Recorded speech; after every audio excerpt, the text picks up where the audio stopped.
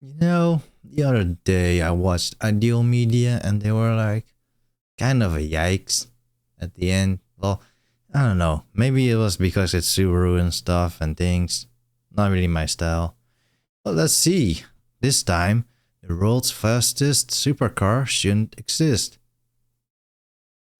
Doesn't make any sense, but let's go. Dominated the track, was a blockbuster on the silver screen, and aerospace powerhouse NASA helped rocket it to a Guinness World Record. Plus, it tried to put WWE superstar John Cena behind bars, and it tragically took the life of one of the world's greatest racing legends. So, let's kick it into overdrive with everything you didn't know about the Ford GT. I see. But that's what It's a tale as the old as title's time, about. or at least as old as 1963, when Henry Ford II, grandson of the original Henry Ford, tried to buy Enzo Ferrari's car company. Just before signing, Ferrari saw Ford was trying to take control of the racing team in addition to purchasing the road car production arm, and Enzo torpedoed the deal then and there. This lit a fire under Hank, and he told his boys at Ford, "You do whatever it takes to beat Ferrari at the racetrack." So, they enlisted Hollywood actors Matt Damon and Christian Bale. Just kidding. They built a race car. They based the chassis on the mid-engined Lola Mark VI. Ford Engineering developed special racing small block and big block V8s. And they got Carroll freaking Shelby, the guy who made the Shelby Cobra, to run one of the race teams. Once they got test driver Ken Miles behind the wheel, the GT40 was unstoppable. It took a lot of time, money, and a few failures along the way, but by the time the checkered flag waved at the 24 Hours of Le Mans in 1966, Ford whooped Ferrari by taking positions 1, 2, and 3 in the most iconic race car of the 20th century, the Ford GT40. How you like me now, Enzo? How you like me now? The GT40 would dominate the racing world for the next 4 years, racking up wins at the 24 Hours of Daytona, the 12 Hours of Sebring, and 3 more wins at the 24 Hours of Le Mans. After all that success, Ford decided they'd proved all they needed to prove and ended the program. The GT40's legacy was secure. Cut to 2003. Ford is celebrating their centennial anniversary, and they decide, what better way to celebrate than to revive a legend? So Ford announced the GT, a halo car inspired by that champion of the past. Everything about this new GT would be an homage to the GT40, from the supercharged V8 planted behind the driver to the elegant styling.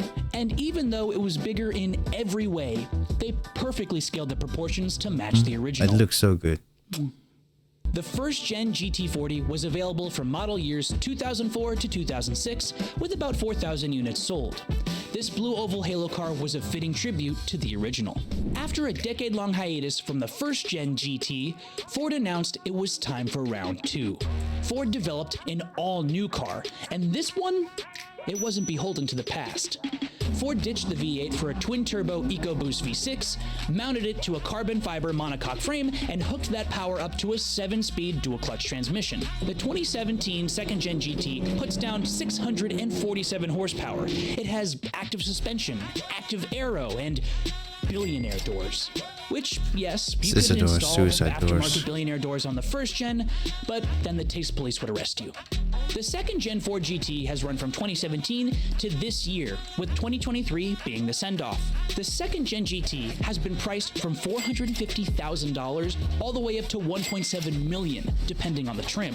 And with less than 1,400 total units produced, Ford has made an extensive application process to purchase one, even if you have the money. Now, I don't have time to go into every little detail that makes this thing a masterpiece of automotive engineering, but trust me, it is. And drop a comment down below if you think Trav should make a launch control all about the new GT. Now, that's enough to get you caught up. So now, it's time for 10 things you probably didn't know about the Ford GT. Ken Miles was truly the unsung hero of the GT40 program, and I'm glad he's finally got his credit thanks to the Ford vs. Ferrari film. But the first test driver for the GT40 was Bruce McLaren. Yes, that McLaren. It was McLaren's GT40 that beat Ken Miles' car on a technicality when they crossed the line together in '66. When legendary racer Dan Gurney took the top step at the 1967 24 Hours of Le Mans in a GT40, instead of drinking the champagne, he turned it into a super soaker, and the other drivers joined in. The champagne shower is now a motorsport tradition, and races all around the world finish with podium finishers giving each other the champagne spray, all thanks to Gurney and the GT40. The original GT40 was named for its height, 40 inches off the ground. It was as low as was legally allowed to enter the Le Mans race. Dan Gurney, that champagne guy I just told you about, was so tall, Ford had to extend the roof of his GT40 so he could fit. You know that application to get a new Ford GT I mentioned earlier?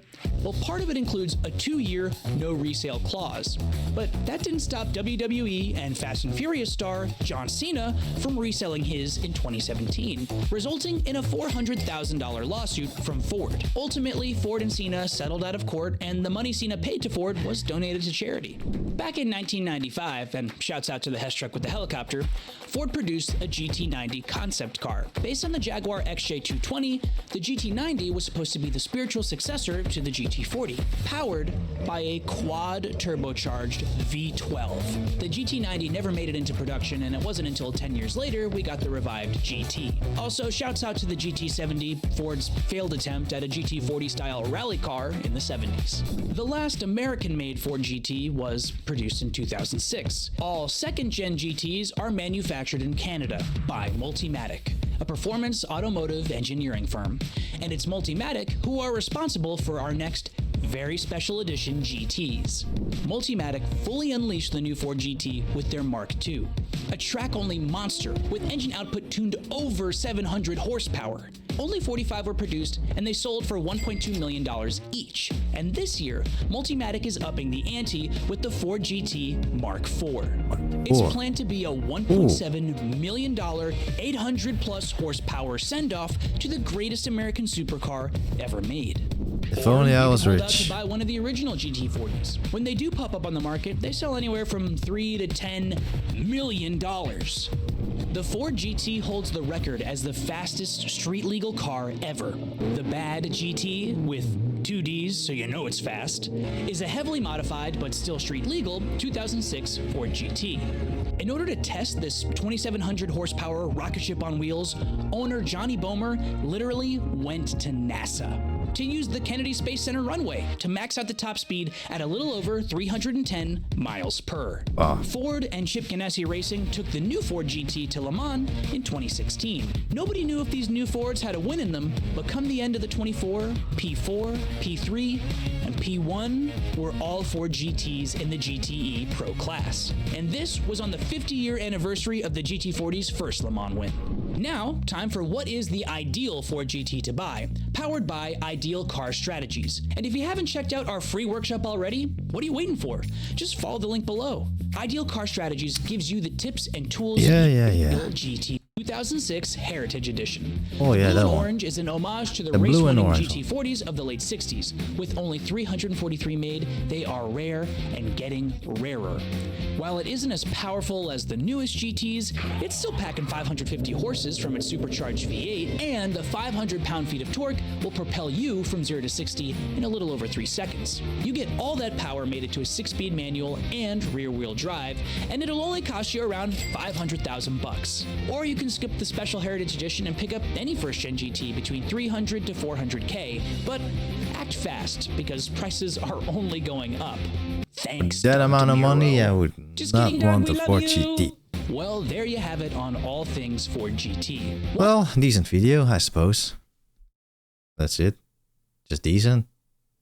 Ford GT, yeah, not my favorite. Would I buy it 500K? I don't know, bro. Not my style. Not my type of car. No, probably not. Give me Lambos. I like Lambos. I would much rather prefer Lambos. Peace.